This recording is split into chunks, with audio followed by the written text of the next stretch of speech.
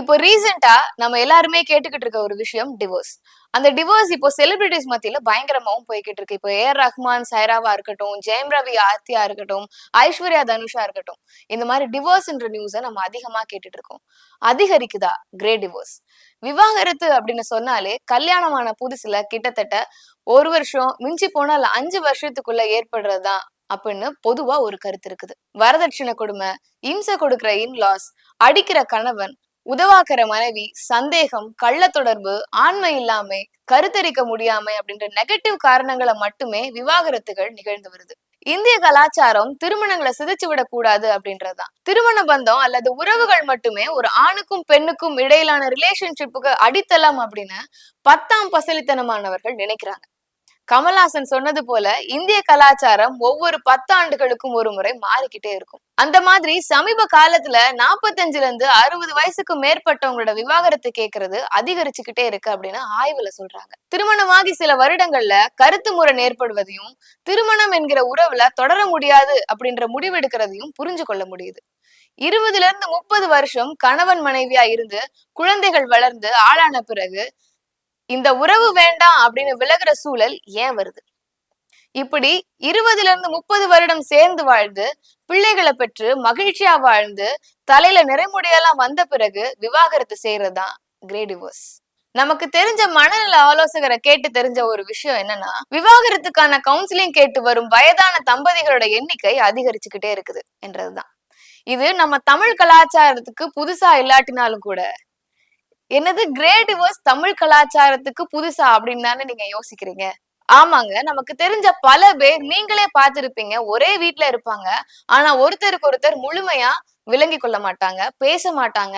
கல்யாணம், கோவில், காது குத்து அப்படின்ற வெளியில நடக்கிற நிகழ்ச்சிகள்ல மட்டும் கணவன் மனைவியா இணைஞ்சு போவாங்க. சாப்பாடு, டீ, காஃபி, வெளியே போறது வர்றது, இவ்வளவுதான் கல்யாண வாழ்க்கையா?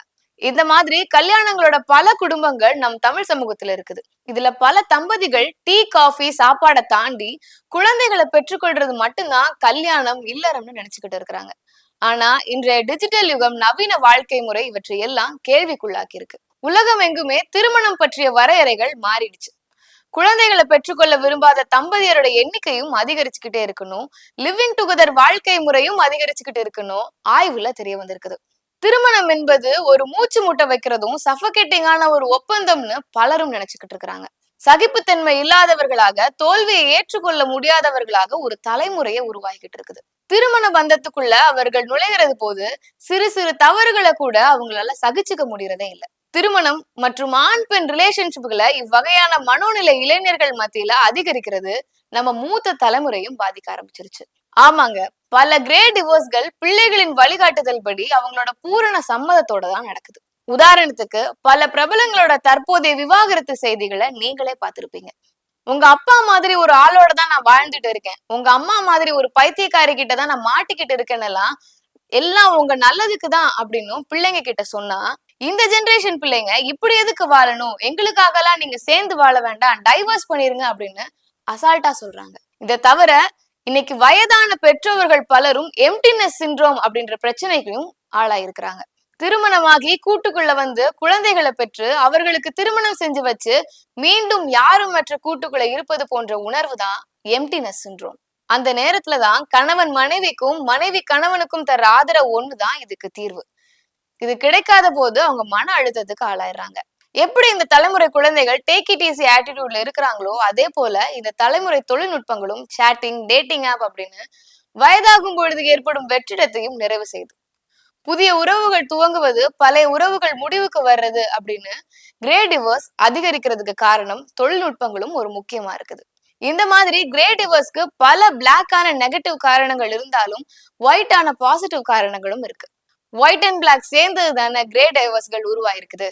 ஆமாங்க, இளவயது விவாகரத்து போல கிரே டிவோர்ஸ் அவசரப்பட்டோ உணர்ச்சி வசத்திலேயோ எடுக்கிற முடிவுல தீர்க்கமா சிந்திச்சு நல்லது கெட்டதெல்லாம் முடிவு செஞ்சு எடுக்கிற தீர்மானம். அதுல வக்கரமோ கோபமோ இருக்காது. பக்குவம் அடைஞ்சு ரொம்ப மெச்சோர்டாவும் இருக்கும். விவாகரத்து என்பது ஒரு சங்கடமான, சோகமான விஷயமா தோன்றினாலும் ஒரு வகையில விவாகரத்து என்பது ஒரு விடுதலை. ஆமாங்க, ஒத்து போகாத ஒப்பந்தங்களை முறிச்சு கொள்ளாம ஆயுள் தண்டனை, மரண தண்டனை போல சாகர வரைக்கும் வலிய திணிச்சுவது உண்மையிலேயே ஒரு பெருங்குற்றம் தான். Marriage, living together, emptiness syndrome, 7 year itch theory, celestial relationship, LGBT அப்படின்னு பல வகைகள்ல சொன்னாலும், மனிதர் உணர்ந்து கொள்ள இது மனிதர் காதல் அல்ல அப்படின்னு பாட்டே பாடினாலும், சகிச்சு கொண்டு வாழ வேண்டும் என்பது அல்ல உறவுகளின் அடிப்படை. ஒருவரை ஒருவர் புரிந்து கொண்டு வாழ வேண்டும் என்பதுதான்.